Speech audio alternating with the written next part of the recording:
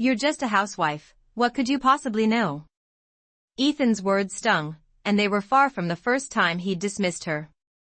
Jessica Miller, a woman who had spent years caring for her family, now found herself standing in front of a judge, her dignity being torn apart by her stepson's cruel mockery. The court was packed, the tension thick in the air. Jessica wasn't just fighting for money or possessions, she was fighting for respect, for the chance to prove she was more than what Ethan thought her to be. Ethan, barely 18, was arrogant, and today he saw her as an obstacle, a woman unworthy of his attention or respect. As he laughed at her, Jessica's heart sank, but she didn't let it show. She stood tall, silently gathering her thoughts, feeling the weight of the room pressing down on her. She had dealt with this her entire life, being underestimated, overlooked. But today would be different. Today, she would finally show them all what she was made of. As Jessica began to speak, her voice was steady, but her words were sharp, calculated. She wasn't just some naive woman who had married her husband for his money. She had sacrificed everything for her family, and now it was time for the truth to come out. Your Honor, Jessica began, her eyes locking with the judge, I may not have the title of CEO or lawyer, but I have been the backbone of this family. I've raised this boy, I've made sacrifices, and I've worked tirelessly behind the scenes. I deserve respect, not because of the title I hold, but because of the person I am. Ethan snickered again, clearly unmoved by her words. But then, something shifted. The judge, Robert Harrison, who had been silently listening to the exchange, finally spoke up.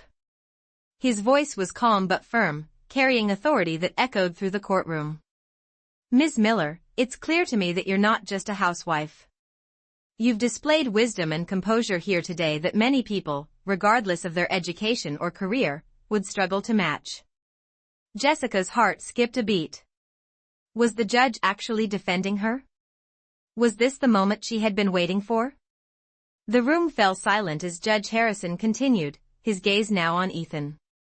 You may have mocked her, young man, but it's people like Ms. Miller who shape families and communities. You'd be wise to listen to her. She is not just someone to be dismissed. The words stung Ethan harder than any insult she had ever received. His smirk faded, and for the first time, Jessica saw doubt in his eyes. The tide had turned, but would Ethan admit his mistake? Would this moment of recognition be enough to change their relationship forever? The courtroom fell into an eerie silence after the judge's words. Jessica could feel the weight of the moment, the realization dawning on her that she had finally been seen. But even as the judge spoke, she couldn't ignore the weight in her chest, the tightness of the years spent being dismissed. Ethan's face had gone pale, and for the first time, she saw the cracks in his armor. The arrogance that had always defined him seemed to melt away as he looked at her, his earlier laughter replaced by something that resembled regret. The judge's words had hit Ethan harder than any insult could have. The courtroom remained still as the truth began to settle in. Jessica wasn't just a bystander in her own life.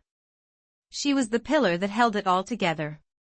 Your Honor, Ethan finally spoke, his voice shaky, I didn't mean to, he faltered, not knowing how to explain himself, not knowing how to take back the words he had said. Jessica stayed quiet, her eyes fixed on the judge, who gave a slight nod of acknowledgement. The power had shifted, but it was still unclear whether Ethan would truly understand the lesson being laid before him. It's not just about the words you speak, Ethan, the judge continued, his tone softer but still firm. It's about respect. You don't just learn to respect people based on their job titles or their social standing. You learn to respect them for their actions, their sacrifices. Your stepmother has shown you exactly that today. Jessica didn't know whether to feel relieved or overwhelmed. It wasn't just the judge's words that mattered, it was the fact that Ethan was hearing them. For years, she had been waiting for this moment, this acknowledgement. But now that it was here, she wasn't sure if one conversation would change everything. Ethan stood up, his body rigid, his hands clasped tightly in front of him. He looked at her with a strange mix of confusion and understanding. I was Wrong, he said, his voice barely above a whisper. Jessica felt a lump form in her throat. She had never heard those words from him. It had always been her who apologized, her who tried to mend the broken bridges. This was the first time she saw him take responsibility for his actions. But Jessica knew this was only the beginning. She had spent years building her life, raising him as best as she could, but trust wasn't something that could be rebuilt in a moment. Still, hearing him say those words made her believe that maybe, just maybe, there was a chance for them. As she looked at him, she knew the road ahead would be long. But today, for the first time, she felt like she wasn't fighting alone. Ethan was finally seeing her, truly seeing her, and it felt like the first step towards something better. The silence in the courtroom stretched on, but Jessica wasn't afraid anymore. This battle wasn't over, but for the first time in years, she felt like she was winning. I thought the silence in the courtroom would swallow me whole, but it didn't. Ethan's words echoed in my mind. I was wrong. They weren't just words, they were the bridge I had been waiting for. After all these years of being dismissed, disrespected, and overshadowed by his arrogance, it was the first time he had ever shown a hint of understanding. The judge's eyes flickered between us as if he too recognized the significance of the moment. You'll need to work on this relationship, Ethan, the judge advised him, his voice steady. Words can heal, but actions will prove whether you truly understand the value of respect. It wasn't an easy thing for me to hear.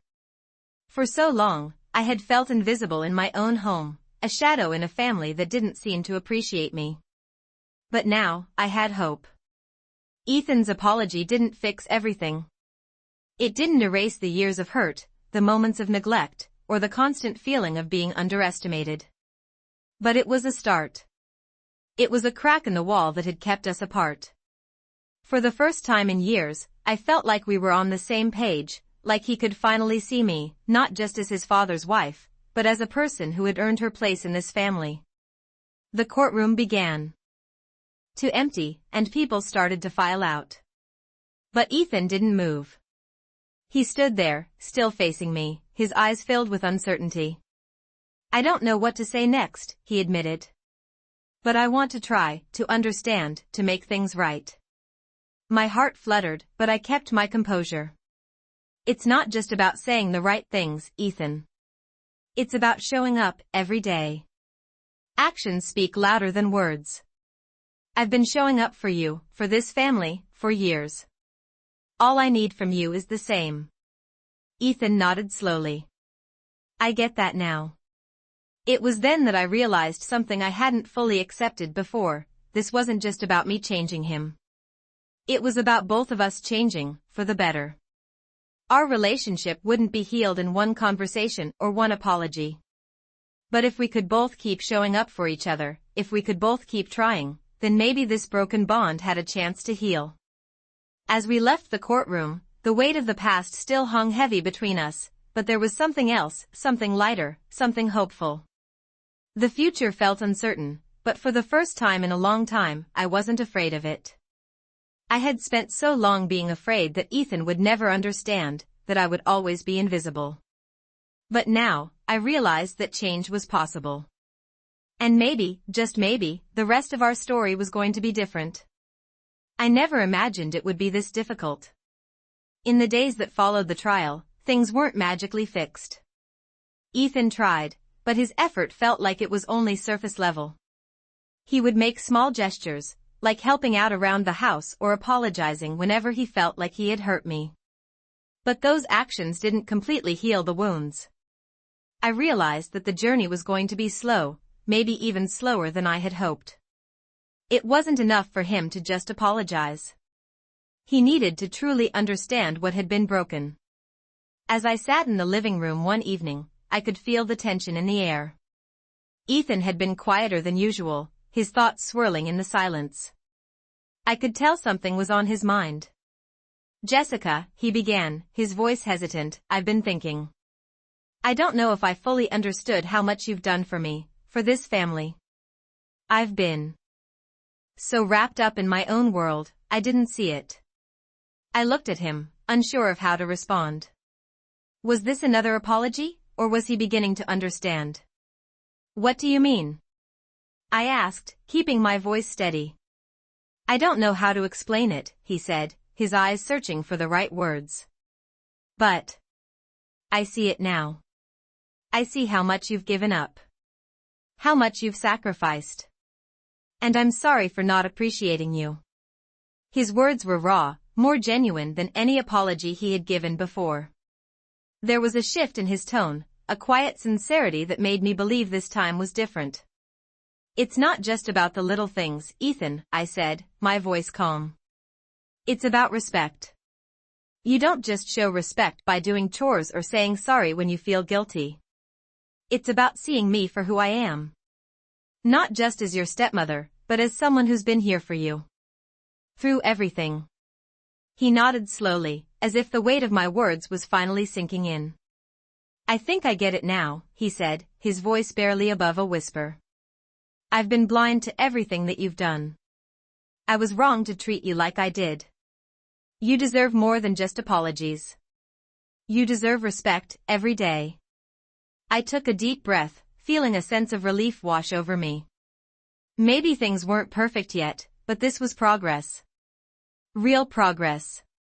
We both knew it would take time, but for the first time in years, I wasn't afraid of the future. We were learning together, slowly but surely. Ethan's journey wasn't over, and neither was mine. But there was hope. Hope that things could change, that we could rebuild what had been broken. I didn't know how long it would take, or how much effort it would require, but I knew one thing for sure, this was a start. A real start. And for the first time in a long while, I felt like we could make it through this. Together. I never expected the road to healing to be so challenging. Even after Ethan's heartfelt apology, it wasn't like everything fell into place. I had hoped that one conversation would change everything, but that wasn't realistic. We both had a long way to go. In the weeks that followed, Ethan made small attempts to connect with me. But there was always a part of me that couldn't let go of the years of neglect. It wasn't just his apology I needed, it was trust, and that takes time. One night, we sat in the living room together, the TV playing softly in the background, but the silence between us was deafening.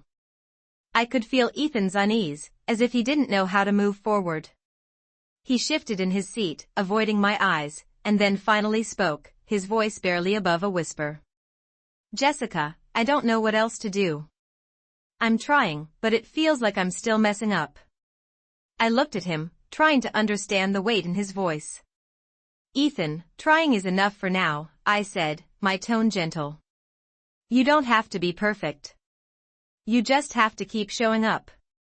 He looked at me, his brow furrowed, as if he wasn't sure what I meant. What do you mean? It's not about doing everything right, I explained. It's about being consistent. Being there, every day, no matter how hard it gets. I've been here for you, and now I need you to be here for me, not just when it's easy, but when it's tough too. He sat in silence, letting my words sink in. I could see the wheels turning in his head, the realization that it wasn't just about doing chores or saying sorry. It was about being emotionally present, something he hadn't fully understood until now. I think I get it, he said after a long pause. But I still don't know how to fix things completely.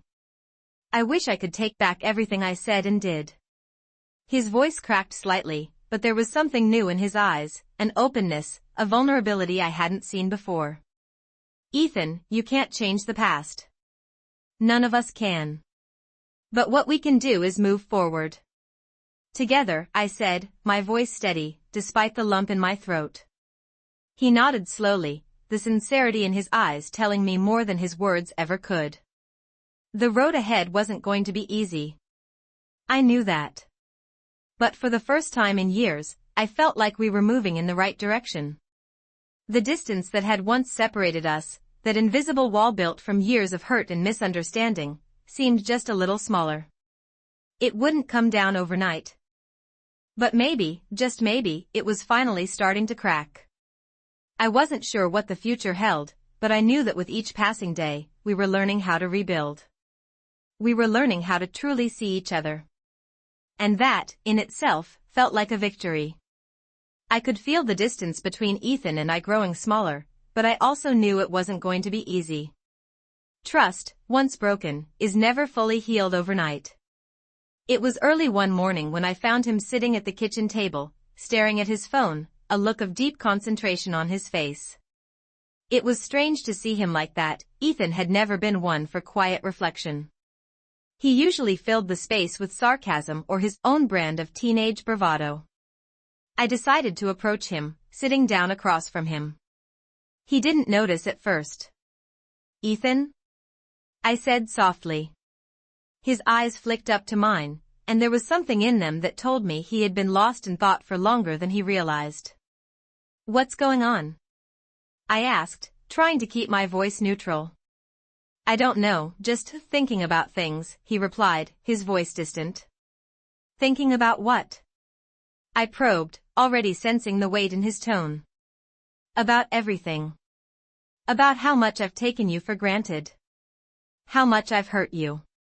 I've been such a jerk, Jessica." His words were quiet, but they hit me harder than I expected. I wasn't prepared for this level of vulnerability from him. "You're starting to understand, aren't you?" I said, my voice barely above a whisper. He nodded slowly, as if the full weight of everything was finally crashing down on him. "Yeah, I think I am. I never realized how much you've done for this family, for me. I've been so wrapped up in my own stuff, I didn't see it. You've always been there, even when I didn't deserve it." I felt a lump form in my throat, but I kept my composure. "Ethan, I'm not asking for gratitude. I never was. I did what I did because I love this family. But love is more than just being there physically. It's about showing up emotionally, it's about being present." He looked at me, his face serious now. "I get that now," he said quietly. "I've been selfish. But I'm ready to change. I want to be better." There was a sincerity in his voice that I hadn't heard before. It wasn't just the words, it was the tone, the way he said them. For the first time in a long while, I felt like he was truly seeing me. It wasn't perfect, and I didn't expect it to be. But this moment, this small step, was everything. "It's going to take time," I reminded him. "Change doesn't happen in a day. But as long as we're both trying, it's enough for me."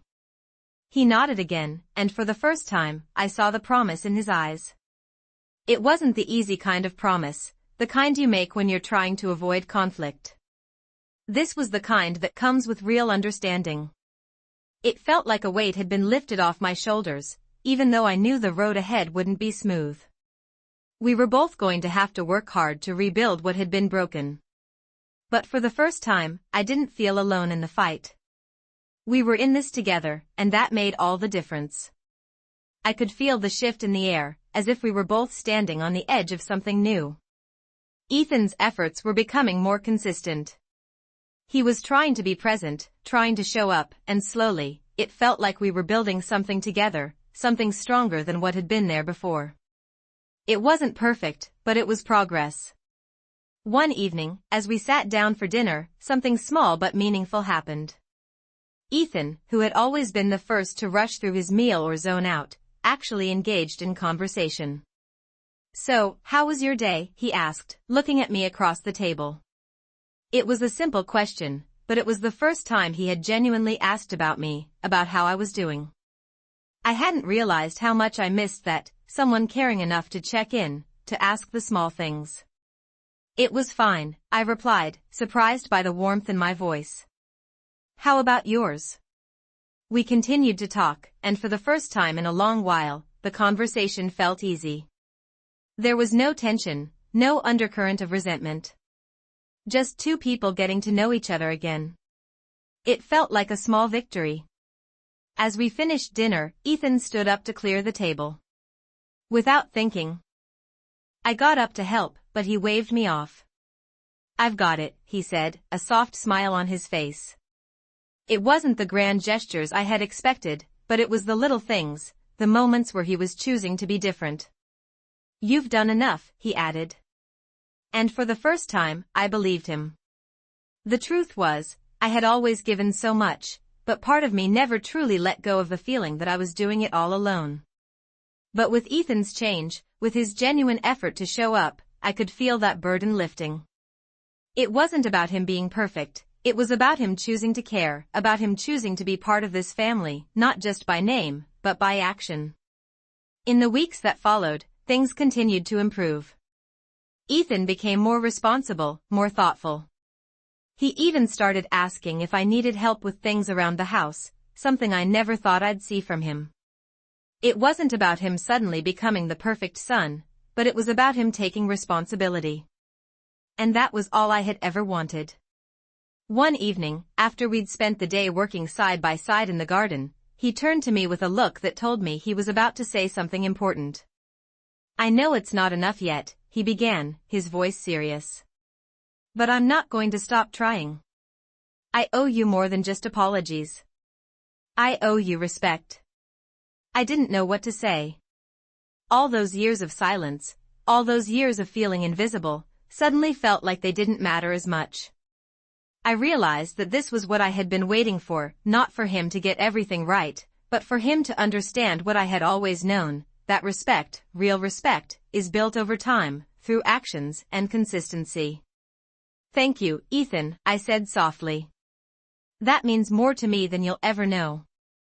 He nodded, his face sincere. The path ahead wasn't easy, but for the first time in years, I didn't feel like I was walking it alone. I could see the change in Ethan, small but undeniable. It was in the way he no longer rushed through his meals, but took the time to savor them with us. It was in the way he helped more around the house, not because he had to, but because he wanted to. He had stopped seeing me as just his stepmother and began to see me as a person, a partner in this family. I noticed how much he was trying, and I couldn't help but feel proud. It wasn't the big moments that mattered the most, it was the little things, the everyday choices he was making to show up and be a part of this family. One afternoon, as we sat on the porch, enjoying the quiet of the evening, Ethan turned to me, a hesitant look in his eyes. "I've been thinking a lot," he started, his voice uncertain. "I know I can't change everything that's happened, but I want you to know that I'm not taking any of it for granted anymore. I see you, Jessica. I really do." I felt my heart swell with emotion. All these years of hurt, of feeling invisible, seemed to fade away in that moment. I wasn't asking for grand gestures. I just needed him to see me. And now he did. "Thank you, Ethan," I said softly, my voice barely above a whisper. "That means everything to me." It wasn't just words. It was the first time he had truly acknowledged me for who I was, not just as his father's wife, but as someone who had always been there for him, someone who cared deeply. We continued to sit in silence, but it was a comfortable silence, the kind that spoke volumes without saying a word. As the days went by, things continued to improve. Our relationship, once strained and distant, began to grow stronger. I could see Ethan becoming more responsible, more engaged, and it felt like we were slowly bridging the gap that had once seemed insurmountable. One evening, as we cleaned up after dinner, Ethan looked at me, his face serious. "I know I haven't been perfect," he said, his voice steady but filled with sincerity. "But I'm not giving up on us, Jessica. I'm going to keep trying. I owe you that much." I smiled, feeling a warmth spread through me. "You don't have to be perfect, Ethan," I replied, my voice calm. "You just have to keep showing up. That's all I've ever asked." He nodded, and for the first time, I felt like we were truly on the same page. It wasn't going to be easy, and there were still challenges ahead. But for the first time, I felt hopeful about the future. I could see the growth in Ethan, and I could see the potential for our family to heal. We weren't there yet, but we were moving in the right direction. And that was enough for now. The road ahead might be long, but we were walking it together, and that made all the difference. I couldn't help but smile as I watched Ethan. He was no longer the angry, dismissive teenager who had walked into my life years ago. He had changed. Not completely, not overnight, but enough to make me believe in the possibility of real progress. It wasn't about him being perfect. It was about him choosing, every single day, to be better. One evening, as we sat together on the porch, he turned to me, his face thoughtful. "Jessica, I've been thinking. I know things aren't perfect, but I feel like we're getting there. I want you to know that I'm not going to stop trying." The sincerity in his voice was undeniable. "I've seen a lot of changes in you, Ethan," I replied, my heart full. "And I see you trying. That's what matters. We're both learning, and that's okay." It felt like a huge weight had been lifted off my shoulders. For the first time in years, I wasn't carrying the burden of trying to fix everything on my own. Ethan was here, with me, doing the work. We weren't fixed yet, but we were healing. The quiet moments, the small gestures, they were enough for me. We didn't need grand declarations or big changes. We just needed each other to show up. As the days passed, I saw Ethan continue to grow. He became more involved, more present in the family. He stopped taking things for granted and started to appreciate the things that had always been there. His actions spoke louder than words. One night, after a long day of work, we sat down for dinner, and I could see the difference in him. He wasn't rushing through his meal, distracted by his phone or his own thoughts. He was here, with us, at the table, sharing a moment. "I really appreciate everything you do, Jessica," he said, looking at me with gratitude in his eyes. "I don't think I ever truly understood until now." His words hit me harder than I expected. It wasn't just the words themselves, but the recognition, the understanding that I had longed for. I had spent so many years feeling invisible, like I wasn't seen for who I really was. But now, Ethan was seeing me. And it was enough. "I'm proud of you, Ethan," I said quietly. "You're becoming someone I can rely on, and that's all I've ever wanted." He smiled, a genuine smile, one that told me he wasn't just saying it to make me feel better. He meant it. Things weren't perfect, and we both knew that.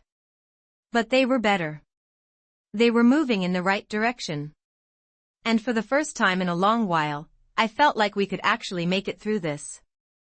Together.